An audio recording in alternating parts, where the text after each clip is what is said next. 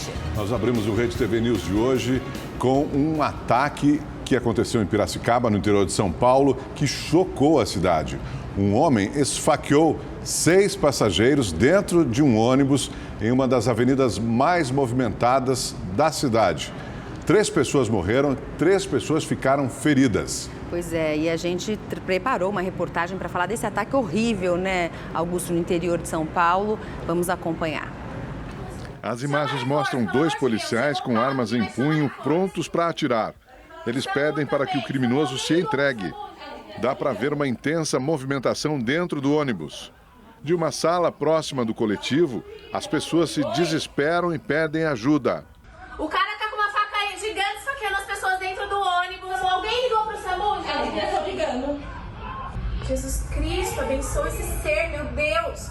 Gente, que horror que é isso? Nossa Senhora, joga esse manto sagrado em cima desse moço. O homem joga sacolas pela porta traseira.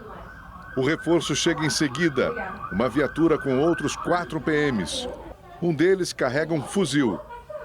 Nesse momento começa uma tensa e complicada negociação. As imagens não mostram quando o assassino se rende e desce do ônibus. Ele é deitado no chão. Os agentes o imobilizam, puxam os braços para trás e colocam as algemas. Em seguida, ele é levado para a viatura. Cara, tem um cara estirado ali no chão. Ah, tem? As vítimas então são retiradas do ônibus. Este jovem é amparado por uma mulher. Ele tem um corte profundo no pescoço. Pescoço, né? Pescoço. E a moça? Uma mulher morreu no local e foi reconhecida. É mãe de uma amiga minha. Ah, você tá brincando. Ela já foi? Acho que sim. Outra vítima morreu no coletivo. Em depoimento, o motorista disse que o assassino entrou no terminal rodoviário e 3 minutos depois começou o ataque. Uma mulher que estava nos fundos do ônibus contou que, aos gritos, ele dizia que todo mundo iria morrer. Bom, a gente vai agora ao vivo até Piracicaba falar com o repórter Ranieri Zoccoli, que está na cidade, né, Ranieri? Traz pra gente as informações, já sabe qual foi o motivo, né, para tanta violência? Acredito que a população da cidade está bastante assustada, né? Ainda não, Gabi. Muito boa noite a você, boa noite, Augusto, a todos que acompanham o Rede TV News. Olha, uma tristeza sem fim aqui em Piracicaba, né? A gente que já deu uma andada aqui pelas ruas, a gente sentiu bem a dor das pessoas que acompanharam de perto essa tragédia, né? Esse momento de terror entre esses passageiros. A gente está bem aqui à frente da rodoviária, de onde esse acusado, ele saiu, como Augusto falou na reportagem, 3 minutos depois, aconteceu todos esses ataques. 2 pessoas morreram dentro do ônibus, uma outra tentou fugir, mas acabou ali, né, não aguentando, né, os ferimentos e morreu na calçada. Outras 3 ainda estão no hospital, uma em estado grave. O que a gente sabe é que ainda há pouco acontece ali uma coletiva no Departamento Estadual de Investigação Criminal para justamente tentar entender o que aconteceu, né? Se tem alguma relação desse crime com algum passageiro que estava ali dentro do coletivo ou se realmente foi um surto psicótico, né? Então, a partir desse momento, a polícia começa aí uma investigação para saber as causas desse ataque, né? Mas como vocês bem falaram aí, uma tristeza só aqui em Piracicaba. E aqui do interior de São Paulo, eu volto com vocês aí no estúdio. Obrigado, Ranieri. E vamos agora, então, aos outros destaques que você vai ver nesta edição do Rede TV News. Imagens da reconstituição dos assassinatos do jornalista Dom Phillips e do indigenista Bruno Araújo são divulgadas pela Polícia Federal.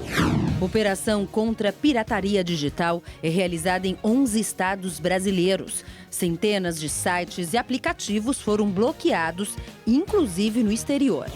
Reino Unido tem a maior paralisação ferroviária dos últimos 30 anos. O dia foi caótico para milhares de moradores.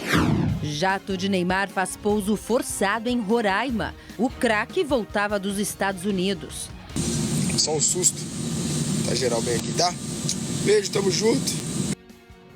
O Ministério da Justiça e Segurança Pública e as polícias civis de 11 estados realizaram hoje uma operação contra a pirataria digital. A ação bloqueou centenas de sites e aplicativos. 10 pessoas foram presas. As prisões em flagrante ocorreram nos estados de São Paulo, Goiás e Minas Gerais. De acordo com as investigações, por ano o esquema ilegal gerou um prejuízo de quase 370 milhões de reais. Os agentes bloquearam mais de 700 sites e aplicativos de streaming no Brasil, nos Estados Unidos e no Reino Unido. Os de música foram foco da operação, com mais de 460 bloqueios. Juntos, eles geraram mais de 10 milhões de downloads. Além da venda ilegal, o esquema pirata servia para roubar dados dos clientes. Desses 461 aplicativos de música removidos, mais de 75% obtinham dados de usuários, diversos dados, não é? Desde informações pessoais, e-mails vinculados e alguns deles até capturando informações pessoalmente identificáveis. Então, assim, às vezes é um barato que sai caro. Os envolvidos no esquema de pirataria digital vão responder pelo crime de violação de direito autoral, com pena de até 1 ano para quem consome o material e de até 4 anos para quem distribui. 12 pessoas foram presas suspeitas de integrar uma quadrilha que falsificava cerveja. Os suspeitos trocavam o rótulo e o lacre de bebidas mais baratas por marcas conhecidas. A quantidade de material apreendido foi grande. Tampinhas, rótulos e muitos engradados estavam neste galpão em Queimados, na Baixada Fluminense, onde 10 homens foram presos em flagrante por falsificação e formação de quadrilha. O grupo que falsificava cervejas era investigado pela polícia há cerca de 6 meses. Os produtos eram vendidos e abasteciam festas de comunidades, principalmente bailes funks que eram realizados no Complexo da Maré, na zona norte do Rio. As falsificações eram feitas com marcas de cervejas mais baratas, geralmente de 600 ml. As garrafas eram abertas e depois recebiam novos lacres e rótulos. Num lugar totalmente insalubre, um chão molhado, sem qualquer tipo de proteção, ou seja, além do prejuízo econômico que era causado para os consumidores, há um grande risco com relação à saúde desses consumidores ao consumir esse tipo de bebida, devido a todo o contexto que há do manuseio que é feito para essa adulteração. Além dos homens presos no galpão, o dono de um depósito de bebidas e um caminhoneiro também foram detidos. A polícia flagrou o caminhão descarregando as bebidas no estabelecimento que fica na Baixada Fluminense. Já temos outros depósitos para apurar que recebiam também dessa fábrica essa cerveja adulterada e prosseguiremos ainda sob sigilo, sobre a investigação com relação aos bailes funks, o abastecimento dos bailes funks, né? Imagens da reconstituição dos assassinatos do jornalista Dom Phillips e do indigenista Bruno Araújo foram divulgadas pela Polícia Federal. Um dos suspeitos mudou a versão sobre as mortes. Os vídeos da Polícia Federal mostram Amarildo Oliveira, o primeiro suspeito preso, contando os detalhes do crime. Então, o Bruno vinha descendo junto com o Dominic na canoa, na voadeira da Unijava, e começou a discutir com Jefferson, vulgo pelado. Foi isso? Foi. Aí o Madeira acelerou tanto e entrou. Amarildo disse que Jefferson da Silva Lima, o terceiro suspeito preso, teria sido o autor dos disparos contra Bruno e Dom. Mas você viu a hora que o Jefferson disparou contra o Bruno? Então o Bruno acelerou a voadeira e ele disparou contra o Bruno? Foi isso? Foi. Teve disparo aqui, ele também atirou contra ele, contra o troca de tiros. Teve troca de tiros? O Bruno chegou a revidar? Chegou a revidar. Amarildo diz que Jefferson também matou o jornalista inglês. Lá dentro, o jornalista Dominic foi executado. Também quem atirou contra Dominic, quem foi? Na reconstituição, Amarildo ainda apontou onde afundou a lancha usada pelas vítimas. Esse é o local onde foi afundada a lancha. Você pode apontar? Na sequência, Amarildo levou os policiais ao local onde os corpos de Bruno e Dom foram queimados. Quem jogou os corpos aqui inicialmente? Você e o Jefferson. Vieram até aqui e atearam fogo aos corpos. No dia seguinte, eles teriam voltado ao local para esquartejar os corpos. Vocês tentaram queimar, não deu certo, aí levou para lá, e aí? No primeiro depoimento à polícia, antes da reconstituição, Amarildo havia confessado participação direta nas execuções. Disse que ele e Jefferson mataram Bruno e Dom com armas de caça. A munição, segundo o laudo da perícia, bate com as informações de Amarildo. Bruno morreu com 3 tiros e Dom foi atingido por um disparo. Outros 5 suspeitos de participação na ocultação dos cadáveres são investigados. Uma mulher foi presa dentro da Santa Casa de Misericórdia de Araraquara, no interior de São Paulo, por desacatar um policial militar. A PM foi chamada porque ela estaria alimentando e medicando pacientes sem autorização. Uma pessoa gravou tudo com o celular. O desentendimento foi no corredor do 2º andar do prédio. Alterada, a mulher fala alto e atrapalha a recuperação dos pacientes. Você não quer me prender? Você tá falando que eu tô desacatando o pessoal aqui? Por que você já não saiu antes? Por que não? Eu pago imposto. Eu pago imposto. Todo mundo paga imposto aqui, viu? Já não tem a pessoa que vai te render agora? Então pra você descansar? Chama ela lá. Minha tia tá aí. Então, e por que você já não saiu? Porque por quê? Porque você não sabe. Só não coloca a mão em mim, tá bom? Tá bom, não vou pôr a mão em você. Você é um bosta. É? Eu não Eu sou o quê? Eu sou o quê? Você não sabe nem das leis. Não? Não. Você sabe? Eu sei. Eu estudei pra isso. Ela questiona o trabalho do agente. Eu sei o que você tá fazendo na polícia. Não? Não. Não sei. Você sabe? O que você tá fazendo na polícia? Fala pra mim. Vamos resolver sua cara. E ainda zomba da abordagem do policial. Você vai ficar aqui falando igual papagaio? Se nem falar, você sabe. Você não sabe nem argumentar, você Não sabe. sei argumentar? Não sabe. E você sabe? Eu sei. Eu estudei pra isso. Fazendo essa palhaçada que você tá fazendo, você sabe argumentar. É palhaçada isso que eu tô fazendo? Se fosse o seu pai que Não levanta a mão pra mim. Eu não tô levantando. Se você levantar a mão pra mim, eu te ligo. Frente. O PM e o colega de trabalho imobilizam a mulher. Presa, vou presa. Ó, tira a mão de mim! Tira a mão de mim! Tira a mão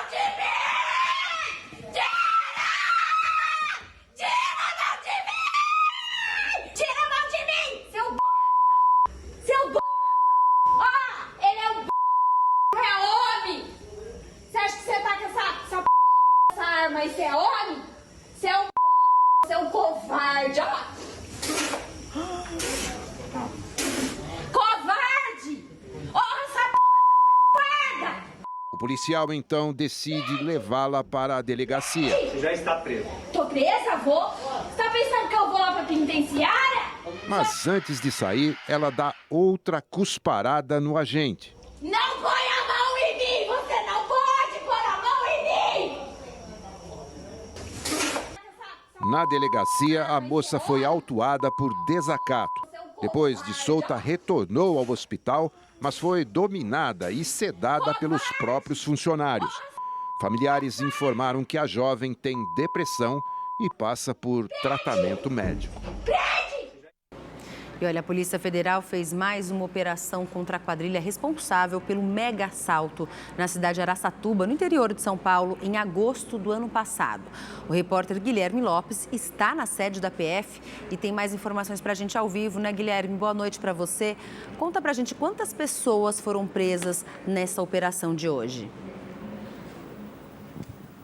Olá, Gabriela Augusto, boa noite a vocês, boa noite a todos. Olha, 4 pessoas foram presas. A 5ª pessoa, que também tinha mandado de prisão em aberto, foi procurada, mas não localizada e é considerada foragida. Os agentes da PF cumpriram também 8 mandados de busca e apreensão nas cidades de São Paulo, Agudos, Indaiatuba e Campinas. De acordo com as investigações, esses suspeitos identificados teriam fornecido apoio de infraestrutura e também logístico à quadrilha, ao bando que atacou a cidade de Araçatuba em agosto do ano passado. As investigações ainda mostraram que uma dessas pessoas emprestou uma propriedade rural para servir de apoio ao grupo. Esse assalto que aconteceu em Araçatuba, mais de 30 pessoas fortemente armadas invadiram a cidade, espalharam bombas por diversos pontos diferentes e entraram em confronto com a polícia. 3 pessoas acabaram morrendo, uma delas era um dos bandidos que agiram nessa ação. O foco do bando eram 2 bancos, da Caixa Econômica Federal e do Banco do Brasil. De acordo com as informações preliminares, o grupo conseguiu fugir levando mais de 2 milhões de reais e 5 milhões em joias. De acordo com a Polícia Federal, com mais essa operação, ao todo 43 pessoas suspeitas de terem participado direto ou indiretamente dessa ação foram presas até o momento. De São Paulo, Guilherme Lopes para o Rede TV News. A estação mais fria do ano começou hoje às 6h14 da manhã. O repórter Giovanni César conta pra gente o que podemos esperar do inverno deste ano. O primeiro dia do inverno começou com nuvens e fez muita gente sair de casa bem agasalhada. Na Avenida Paulista, teve até reclamação. Muito frio, né? Tá frio. Um pouquinho mais tarde, os termômetros deram uma aquecida. 16 graus às 8h30 da manhã. Mas esse não é nem de longe o frio esperado para a estação. A temperatura não tá tão fria hoje. Já teve dias mais frios. Não senti tanta mudança, até esqueci que hoje começava o inverno, pra falar a verdade. Mas eu sinto que as temperaturas vão ser um pouco mais frias do que nos últimos anos mesmo. Segundo os meteorologistas, esta vai ser uma semana com temperaturas amenas, com dias mais quentes no sudeste. Aqui na região, o frio mais intenso é esperado para julho. Principalmente agora no mês de julho, né, quando deve ter incursão ainda de massa de ar frio, atingindo aí a região centro do Brasil, sudeste do Brasil também, né, especialmente Mato Grosso do Sul e também indo até o sul de Minas Gerais, onde pode ter aí, já no mês de julho, alguma massa de ar frio com intensidade bem considerada, causando baixas temperaturas nessas regiões. O inverno vai até 22 de setembro.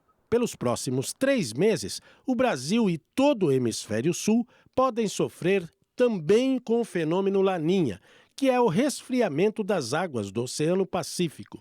Isso impulsiona a formação de chuvas no norte e nordeste e quedas de temperaturas em outras áreas. Na dúvida, é melhor lembrar dos conselhos da mamãe. Não esquecer a blusa ao sair de casa. E olha, apesar de hoje ser o primeiro dia do inverno, o frio chegou mais cedo e nós tivemos alguns dias bem gelados nos últimos meses. Com eles, veio o aumento das internações, principalmente de crianças, por causa das doenças respiratórias. Heitor tem 5 anos e já teve bronquiolite com necessidade de internação em UTI e intubação.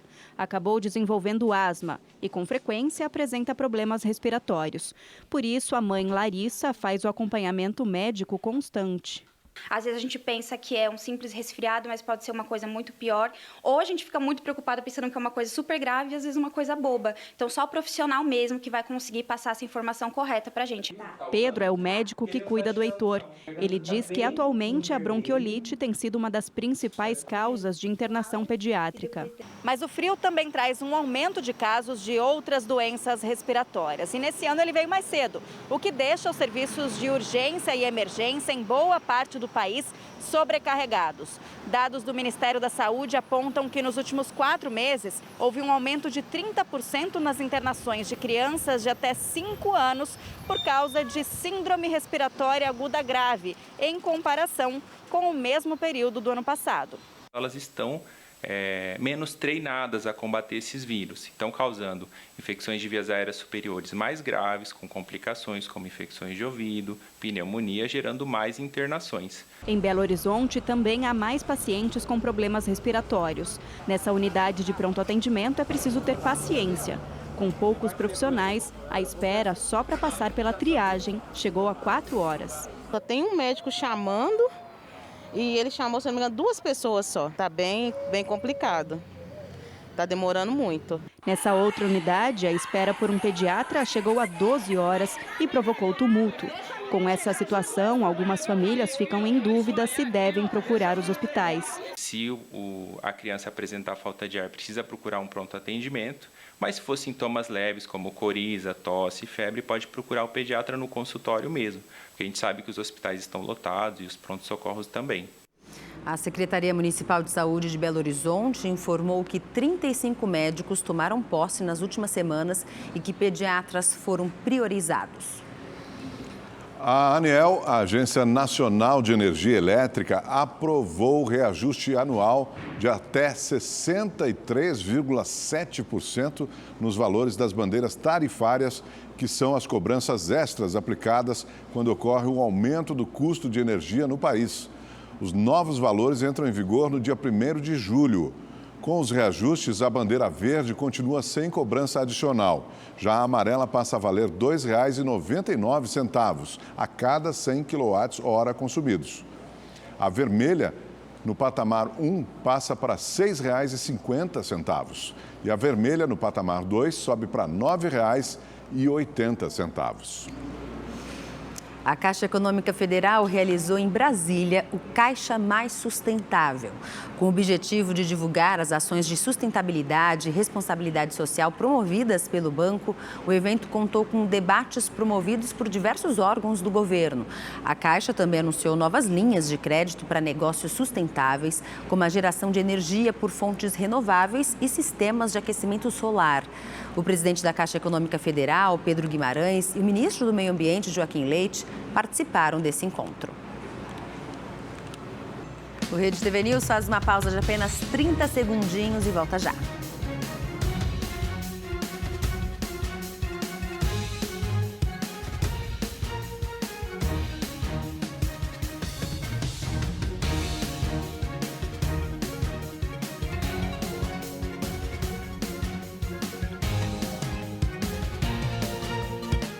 Olha só, a Rede TV entrevistou a pré-candidata à presidência da República, Sofia Manzano, do Partido Comunista Brasileiro, o PCB.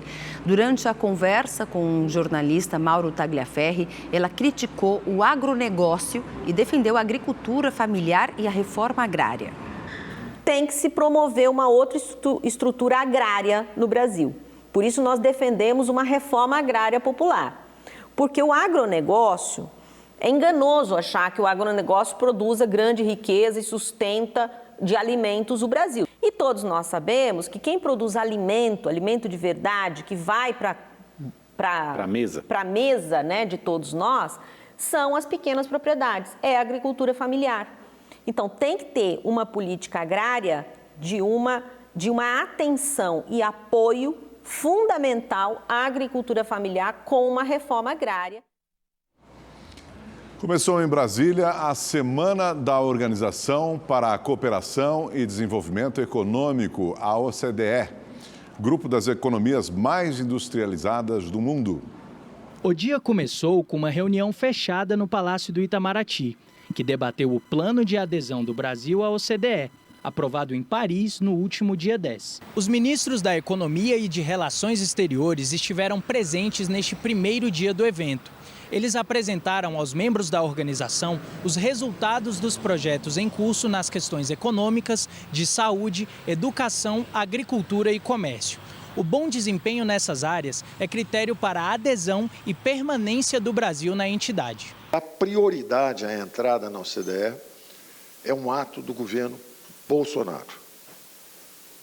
É um fato da geopolítica brasileira. Se nós não compreendermos isso, nós não estaríamos esclarecendo suficientemente a questão.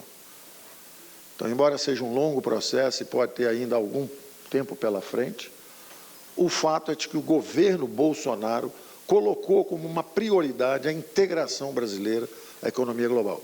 Nós estamos trabalhando, porém, para que essa etapa seja completada no menor prazo possível, em benefício de toda a sociedade brasileira. Nós estamos convencidos, portanto, de que a accessão do Brasil à OCDE contribuirá para a prosperidade do Brasil e para o reforço da integração mais sólida da economia brasileira aos fluxos internacionais de comércio e fluxos internacionais de investimentos. Jatinho de Neymar faz pouso forçado em Roraima. O jogador voltava dos Estados Unidos. Fique aqui com a gente, voltamos já.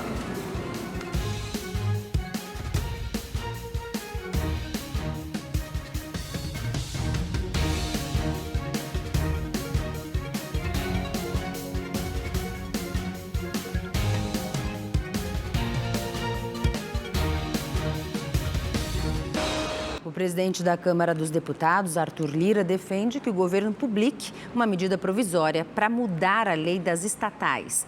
A proposta ganhou força entre alguns deputados depois que o ministro de Minas e Energia, Adolfo Saxida, reafirmou que o governo não pode interferir na política de preços da Petrobras. A declaração de Adolfo Saxida foi dada durante a audiência que discute os planos para a privatização da Petrobras. Nós temos marcos legais que impedem intervenções do governo na administração de uma empresa, mesmo o governo sendo o acionista majoritário. Não é possível interferir no preço dos combustíveis. Não está no controle do governo e, honestamente, preço é uma decisão da empresa. A declaração do ministro fez aumentar a discussão sobre mudanças na lei das estatais. A base governista na Câmara dos Deputados quer que o governo tome a iniciativa e publique uma medida provisória sobre o assunto. A lei das estatais foi criada em 2016 e diz que a União pode orientar as companhias para contribuir por meio da função social. No entanto, isso não garante que os preços dos combustíveis sejam alterados, por exemplo. Caso seja editada a medida provisória, a mudança seria imediata e valeria por 60 dias até ser votada pelo Congresso Nacional. Já o presidente do Senado, Rodrigo Pacheco, resiste à ideia de mudanças na lei das estatais. Não me parece que seja a solução diante de um problema casuístico, circunstancial, em função de uma guerra, do aumento do preço dos combustíveis. Haver uma alteração numa lei concebida que foi dentro de critérios para poder se ter regras em relação às estatais para diminuir a interferência política e dar mais governança a essas empresas. Me parece que isso não é necessariamente uma solução para o problema que nós enfrentamos hoje. A alta nos combustíveis tem colocado a Petrobras no centro do debate. A CPI dos combustíveis é uma outra parte em discussão. A comissão, que pretende apurar supostas irregularidades no processo de definição de preços pela estatal, é o assunto de hoje do Rodada de Opinião.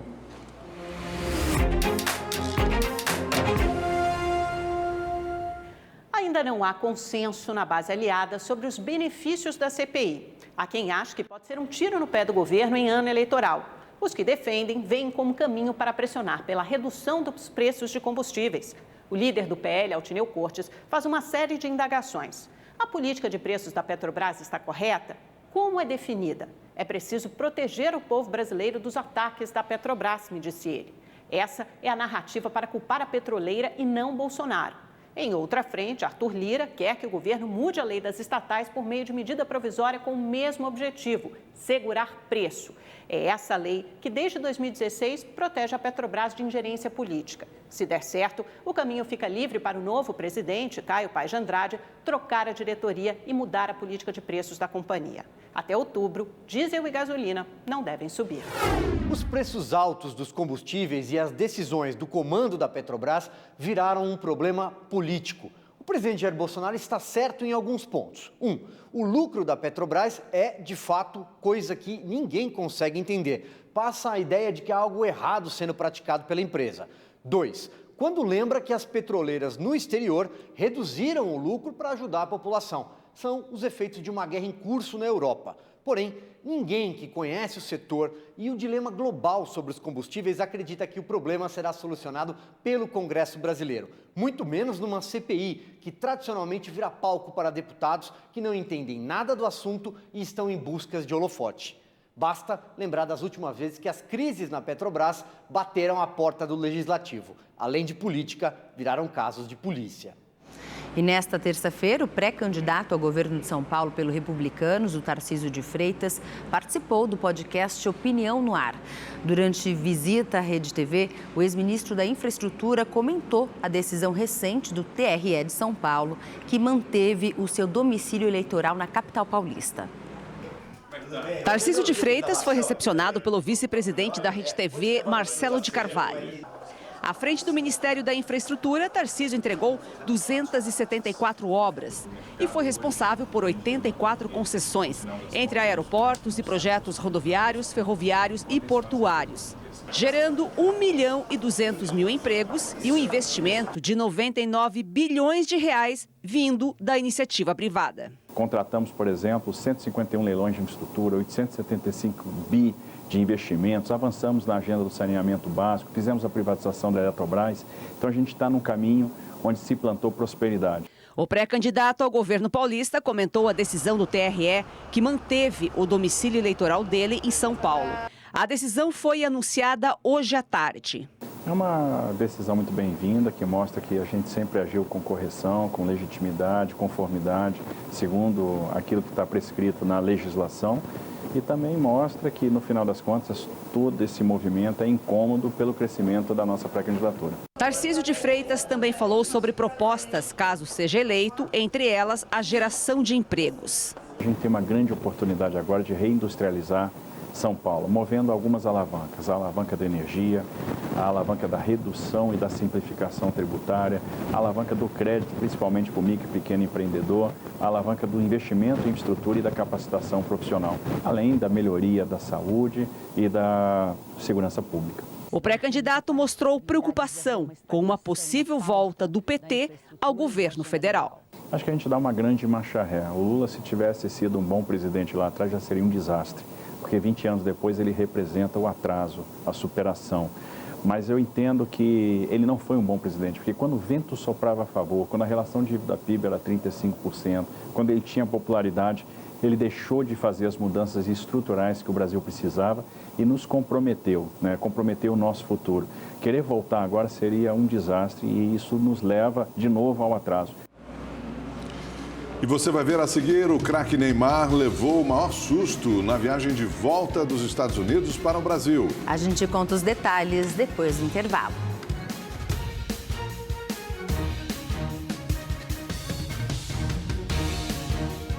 Um susto envolvendo o brasileiro Neymar. O avião que trazia o craque dos Estados Unidos para São Paulo precisou fazer um pouso forçado em Roraima. Segundo a assessoria do aviador, um problema no para-brisa do avião fez com que o piloto realizasse um pouso antecipado em Boa Vista. Além de Neymar, estavam a bordo a namorada dele, Bruna Biancardi, e a irmã do atleta, Rafaela Santos. Nas redes sociais, o craque tranquilizou os fãs. Passando para agradecer as mensagens, mas tá tudo bem. Já estamos indo para casa. Só um susto. Tá geral bem aqui, tá? Beijo, tamo junto. Nós. Ainda bem, né? Claro. Rede TV News fica por aqui. Uma ótima noite para você. Boa noite, obrigada pela sua companhia. Até a próxima. Tchau, tchau.